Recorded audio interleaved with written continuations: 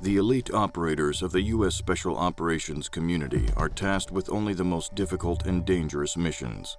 The subject featured in the following interview operated within this community and acted as a consultant on the development of Medal of Honor. Their identity has been concealed for security purposes.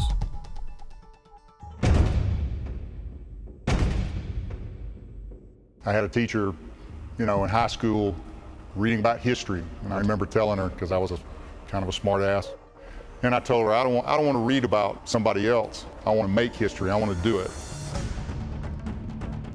The kind of character traits that a Tier 1 guy needs to possess: obviously the physicality. He's got to be in good shape.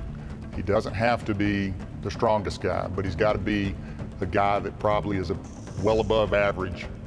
Intelligence-wise, they got to be smart guys. In the big Army, you're more of a hammer. It's a large instrument. When you start talking about the Tier 1 elements, it's much more of a scalpel approach. You're trying to do something very surgical. You're trying to do things with the most precise element that you can bring to bear. And a lot of times that can be just a single Tier 1 operator.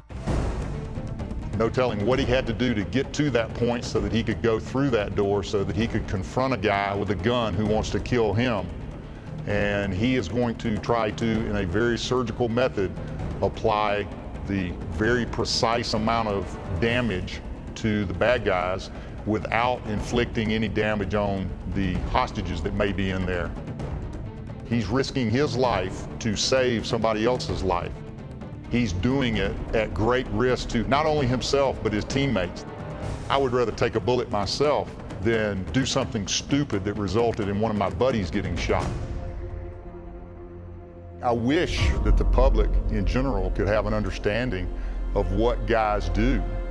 Not just what they do operationally, but what they sacrifice for years and years and years in order to be the guy who is at the tip of the spear.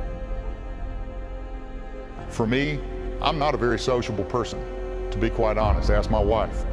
I don't consider a lot of people friends, but if you're any innocent person that's in harm's way, we wanted to be the guys that came and tried to do their best to stop the bully.